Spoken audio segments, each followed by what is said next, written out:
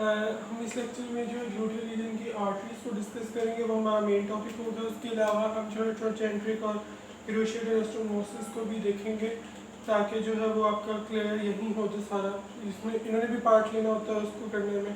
और साथ जो हम ग्लूटियल जो आर्टरीज के अलावा ग्लूटियल नर्व्स को थोड़ा बहुत टच करेंगे, ठीक है। तो सबसे पहले हम आ जाते हैं जी ग्लूटियल आर्टरीज पर। ग्लूटियल आर्टरीज दो होती हैं, थ्री होती हैं असल में। एक होती है सुपीरियर ग्लूटियल आर्टरी, इसी के साथ हम जो है वो इसकी सुपीरियर ग्लूटियल नर्व को भी डिस्कस कर लेते हैं। चलो वो अलग ही डिस्कस करेंगे, ठीक है। सुपीरियर ग्लूटियल आर्टरी के बारे में आपने याद रखना है कि ये जो है वो ब्रांच होती है किसकी, posterior division of internal iliac artery. याद रखिएगा, posterior division of internal iliac.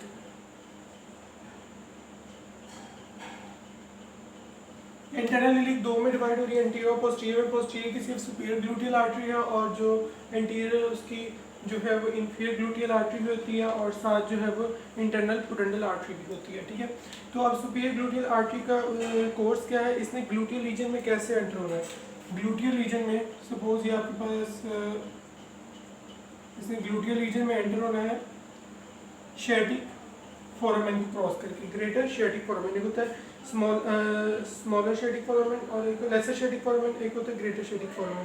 तो इसने जो है वो ग्रेटर शेटिक फोरामेन को क्रॉस करके आना है अबव दी पिरिफॉर्मिस। लेकिन जो आपकी इंफीरियर वाली है उसने बिलो दी पिरिफॉर्मिस आना है, ठीक है। उसके अलावा अब आपने याद रखना है कि इसने जो है वो किसके साथ आना है, ग्लूटियल सुपीरियर ग्लूटियल नर्व के साथ। सुपीरियर ग्लूटियल नर्व की ऐसे ही आएगी। अब इसने जो है वो जैसे ग्लूटियल रीजन में एंटर होना, फोरामेन में एंटर होना, ऐसे ग्रेटर शेटिक फोरामेन में इसने दो ब्रांचेस दे देनी है,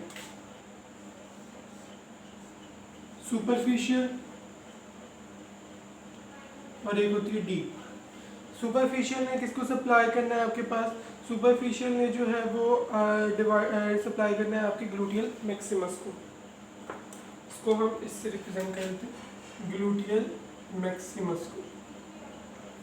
और जो डीप है उसने आगे दो में डिवाइड हो जाना है, एक हो जाना है सुपीरियर और inferior branch of deep superior gluteal artery, ठीक है। अब ये जो सुपीरियर और इंफीरियर है, सुपीरियर वाले ने सुपीरियर ग्लूटियल लाइंस को सप्लाई करना है, और इंफीरियर वाले ने इंफीरियर ग्लूटियल लाइंस को सप्लाई, ठीक हो गया। अब जो सुपीरियर डिवीजन है, सुपीरियर डिवीजन ने जो है वो एनास्टोमोस करना है किसके साथ, ascending branch of lateral circumflex femoral artery. Anastomose with lateral circumflex femoral artery की ब्रांच के साथ इसने एनास्टोमोस करना है, ठीक है। और उसके अलावा जो आपकी दूसरी है इंफीरियर, इंफीरियर वाले ने जो है वो ट्रोचेंट्रिक एनास्टोमोसिस में रोल प्ले करना है, जो हम थोड़ी देर तक डिस्कस करेंगे, ट्रोचेंट्रिक एनास्टोमोसिस। अब हम साथ साथ डिस्कस कर ही रहे हैं तो हम इसकी ग्लूटियल आर्टरी नर्व को भी डिस्कस कर लेते हैं। ग्लूटियल नर्व ने जो है वो इसने भी अबव द पिरिफॉर्मिस जाना है, ग्रेटर शेटिक फोरामेन को क्रॉस करना है। इसने जो है वो मीडियस और मिनिमस दोनों मसल्स को सप्लाई करना है, और ठीक है। और इसे three muscles gluteal Maximus, gluteal medius, gluteal minimus और टेंसर फेशियल लेटर, इन तीनों को इससे सप्लाई करना है। और जब आप इनके मसल्स को स्टडी करेंगे तो उसकी नर्व सप्लाई में भी देखेंगे, ठीक है। ओके, अब हम देखते हैं इंफीरियर ग्लूटियल नर्व को, इंफीरियर ग्लूटियल नर्व। ओके, अब हम देख लेते हैं इंफीरियर ग्लूटियल आर्टरी को। इंफीरियर ग्लूटियल आर्टरी आपने याद रखनी है एंटीरियर डिवीजन की ब्रांच है, anterior division of internal iliac artery, ठीक है, ये उसकी ब्रांच है। उसके अलावा इसने भी जो है वो किसको कंपेयर करना है आपके पास, इंफीरियर ग्लूटियल नर्व को इसने कंपेयर करना है, और इसने भी जो है वो ग्रेटर शेटिक फोरामेन के अंदर से पास करना है below the piriformis, below piriformis, ठीक हो गया। अब इसका आपने याद रखना है कि ये तो बिलो द पिलिफॉर्मिस चली जाएगी, ठीक है। और इसकी हम ब्रांचेस वगैरह भी देखते हैं इसे किस किस को सप्लाई करना है। जो इंफीरियर ग्लूटियल नर्व है, इंफीरियर ग्लूटियल नर्व ने जो है वो एक मसल को सप्लाई करना है, ग्लूटियल मैक्सिमस को। सुपीरियर वाले ने किसको किया था, मीडियस, मिनिमस और टेंट्रो फेशियल लेटर को किया था। अब हम इसकी ब्रांचेस देख लेते हैं इंफीरियर ग्लूटियल आर्टरी की। इसकी मस्कुलर ब्रांचेस ग्लूटियल मैक्सिमस और पिरिफॉर्मिस के देते हैं। पिरिफॉर्मिस मस्कुलर ब्रांचेस है सबसे पहले, मस्कुलर ग्लूटियल मैक्सिमस और पिरिफॉर्मिस, ठीक है। उसके अलावा अब आपके पास आती है दूसरे नंबर वाली, इसमें क्यूटेनियस आ जाती हैं जिन्होंने जी बैक ऑफ थाई को सप्लाई किया। क्यूटेनियस जिन्होंने बैक ऑफ थाई को सप्लाई, ठीक है। उसके अलावा आपके पास जो है वो आती है आर्टिकुलर ब्रांचेस, इसने हिप जॉइंट को करना है, बिकॉज ये ग्लूटियल रीजन है तो इसके नीचे हिप आती है, तो इसने हिप जॉइंट को सप्लाई करना है। इसके अलावा इसने एनास्टोमोसिस वगैरह में रोल प्ले करना है, जो ट्रोचेंट्रिक और क्रूशिएट एनास्टोमोसिस में, ठीक है। उसके अलावा इसने जो है इसकी कॉक्सियल ब्रांच होती है देनी इसने, जिसने कॉक्सिस के एरिया को कवर करना है, ठीक है।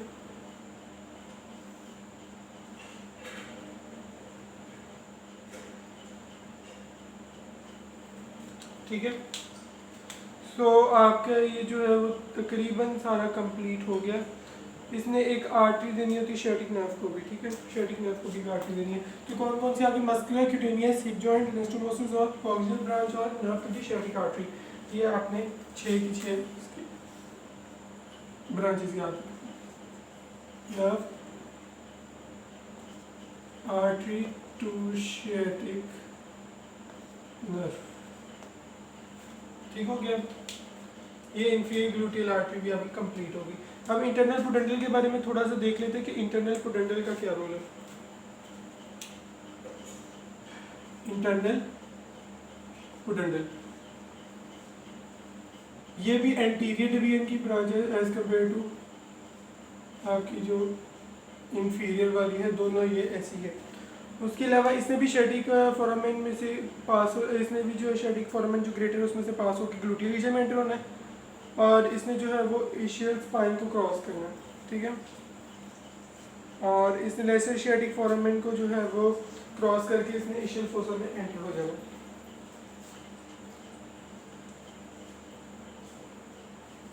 ओके, इसकी कोर्स आपको पता होना चाहिए। इसने जो है वो किधर से निकली है, इसने ग्लूटियल रीजन में एंटर होना है, सेम एज इसने ग्लूटियल रीजन में भी इनकी तरह ही एंटर होना, ग्रेटर शेटिक फोरामेन से पास करने के बाद उसके बाद इसने लेसर शेटिक फोरामेन में से पास करना है, और इसने जो है वो इशियो एनल फोसा में एंटर हो जाना, ठीक है। इंटरनल पुडेंडल आर्टरी इतनी है, ठीक है। एक होती है इंटरनल पुडेंडल आर्टरी, ठीक है। उसके अलावा एक पुडेंडल नर्व भी होती है। अब हम जल्दी देख लेते हैं कि जो nerves of the gluteal region, nerves of the gluteal region में आपने याद रखनी है कि एक होती है, जितने भी मसल्स हैं ग्लूटियल रीजन के उन सब की एक एक नर्व होगी, ठीक है। जैसे इंफीरियर ग्लूटियल नर्व है, सुपीरियर ग्लूटियल नर्व हमने देख ली, शेटिक नर्व है जिसने आगे डिवाइड होना है वो हमने देख लेनी है, टिबियल और उसमें डिवाइड होती है टिबियल और कॉर्नियल में। उसके बाद जो पोस्टीरियर क्यूटेनियस नर्व है, इसने भी ग्रेटर शेटिक फोरामेन को क्रॉस करना है और इसने 2 ब्रांचेस देनी है, एक पॉप्लिटियल एक इसने पेरिनियल ब्रांच देनी है और उसके अलावा इसने ग्लूटियल ब्रांचेस देनी है। क्वाड्रेटस फेमोरस है जिसने आगे जेमिनस इंफीरियर को सप्लाई करना है, हिप जॉइंट को करना है और क्वाड्रेटस फेमोरस को करना है। पुडेंडल नर्व है, ठीक है। पुडेंडल नर्व के अलावा नर्व टू दी ऑब्स्ट्रेटर इंटरनस है, ऑब्स्ट्रेटर इंटरनस वाली ने जो ऑब्स्ट्रेटर इंटरनस और जेमिनस सुपीरियर को करना है, परफोरेटिव क्यूटेनियस ब्रांचेस हैं, ठीक है। ये आपकी सारी ब्रांचेस हैं। अब हम जल्दी से जो है वो अपने 2 एनास्टोमोसिस जो ट्रोचेंट्रिक और क्रूशिएट एनास्टोमोसिस उनको डिस्कस कर लेते हैं। ओके, अब हम देखते हैं ट्रोचेंट्रिक एनास्टोमोसिस। ट्रोचेंट्रिक एनास्टोमोसिस में आपने याद रखना कि इसने इसका यूज़ किया है, इसने जो है वो किसको सप्लाई करना है, हेड ऑफ फीमर को, हेड ऑफ फीमर। अब इसमें आपने याद रखना है कि इसकी कौन कौन सी चीज़ें इसमें पार्ट ले रही हैं।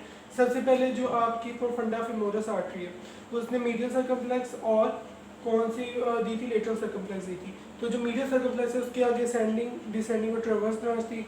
तो जो असेंडिंग ब्रांच है उसने आगे जो है वो एनास्टोमोसिस में रोल प्ले किया। कौन सी है, ascending branch of medial circumflex femoral. एक हो गई। दूसरे नंबर पर आपके पास अभी हमने कहा कि इंफीरियर ग्लूटियल आर्टरी ने रोल प्ले करना, इंफीरियर ग्लूटियल आर्टरी। उसके अलावा आपकी हमने डिस्कस की थी जब सुपीरियर ग्लूटियल आर्टरी जो उसने डिवाइड की थी सुपरफिशियल और डीप में, तो हमने कहा था डीप वाली जो है वो एनास्टोमोसिस में रोल प्ले करेगी, ट्रोजेंटिक एनास्टोमोसिस में। तो जो इंफीरियर डिवीजन होती है उसकी भी आगे इंफीरियर डिवीजन थी, सुपीरियर इंफीरियर थी, तो उसकी जो इंफीरियर वाली थी, inferior division of deep branch of superior gluteal artery.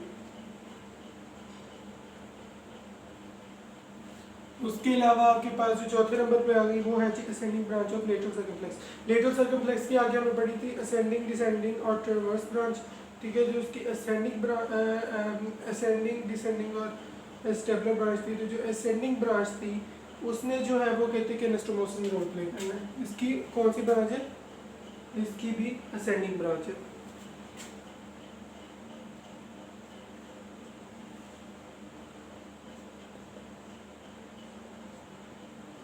तो ये चारों आपकी कंप्लीट हो गई हैं।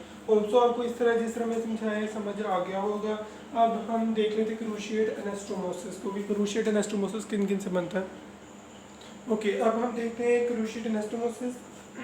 इसमें आपने याद रखना है कि इसने बैक ऑफ दी जो फीमर है ना उसके ऊपर इसने अपर पार्ट को जो है वो सप्लाई उसके ऊपर ही प्रेजेंट होता है, back of femur upper part. उसके अलावा अब आपने याद रखना है कि इसमें कौन कौन सी आर्टरीज इन्वॉल्व होती है। सबसे पहले तो आपने याद रखना है कि इंफीरियर ग्लूटियल आर्टरी की जो ब्रांच आ रही है जो एनास्टोमोस बना रही थी, ट्रोजेंटिक एनास्टोमोसिस। जैसे ट्रोजेंटिक एनास्टोमोसिस बनाया था वही ब्रांच जो नीचे आ जाएगी। तो आपने याद रखना है anastomosis, anastomotic branch of inferior gluteal artery. उसके अलावा जो दूसरे नंबर पर आई थी इसकी अब मीडियल साइड पे आ जाए। मीडियल साइड पर जो है वो आपकी मीडियल से आप याद रखें मीडियल सर्कमफ्लेक्स फीमोरल आर्टरी है, उसकी आगे जो थी 3 ब्रांचेस थी, तो इसमें जो ट्रांसवर्स ब्रांच है वो इन्वॉल्व हो रही है, ट्रांसवर्स ऑफ मीडियल सर्कमफ्लेक्स। उसके अलावा जो आपने तीसरे नंबर पे याद रखना है वो ये है कि जो लेटरल है, लेटरल पे आपकी लेटरल ट्रांसवर्स ब्रांच जो है वो लेटरल की इन्वॉल्व होगी, transverse branch lateral circumflex femoral की भी कौन सी ब्रांच थी? ट्रांसवर्स ब्रांच थी। उसके अलावा अब जो है वो कहते हैं परफ्यूरेटिंग आर्टरी जो है ना, फर्स्ट परफ्यूरेटिंग आर्टरी, ठीक है। उसकी जो असेंडिंग ब्रांच होगी वो भी जो प्रोफंडा फीमोरस आर्टरी की वो भी इन्वॉल्व होगी। हमने कहा था प्रोफंडा फीमोरस आर्टरी जो है परफ्यूरेटिंग ब्रांचेस देती है। अब जो परफ्यूरेटिंग ब्रांचेस हैं उसकी जो पहली परफ्यूरेटिंग ब्रांच है उसकी जो असेंडिंग ब्रांच है वो जो है वो इन्वॉल्व होगी किसी अंदर cruciate anastomosis, ascending branch of first perforating artery of profunda femoris. Hope so कि आपको एक क्रूशिएट एनास्टोमोसिस भी बहुत अच्छे तरीके से समझ आ गया होगा। ये दोनों बहुत इंपॉर्टेंट है, क्रूशिएट और ट्रोजेंटिक एनास्टोमोसिस। तो अब हमने आज के लेक्चर में जो है वो ग्लूटियल नर्व्स और ग्लूटियल आर्टरीज वगैरह को डिस्कस किया। ग्लूटियल नर्व्स को हमने इतनी डिटेल से इसलिए नहीं डिस्कस किया क्योंकि काफ़ी चीज़ें सिमिलर हैं। जो शेटिक नर्व है वो हम अपने नेक्स्ट लेक्चर में देख लेंगे। उसके अलावा पोस्टीरियर नर्व ऑफ थाई में काफ़ी बार देख लिया। उसके हमने बस ब्रांचेस पता होनी चाहिए, ग्लूटियल ब्रांच और रेनियल ब्रांच। क्वाड्रिटेस फीमोरस का हमें पता होना चाहिए किस किस मसल को सप्लाई कर रही है, और ऑब्स्ट्रेटिव इंटरनस के मसल्स का पता होना चाहिए किस किस सप्लाई कर रही है। और उसके अलावा सुपीरियर ग्लूटियल नर्व और इंफीरियर ग्लूटियल नर्व और इंटरनल पोडेंटल आर्टरी वगैरह हमने डिस्कस कर लिए। होप सो आपको लेक्चर समझ आ गया होगा। अगर आपको कोई भी क्वेरी है तो आप कमेंट सेक्शन में पूछ सकते हैं। Thank you.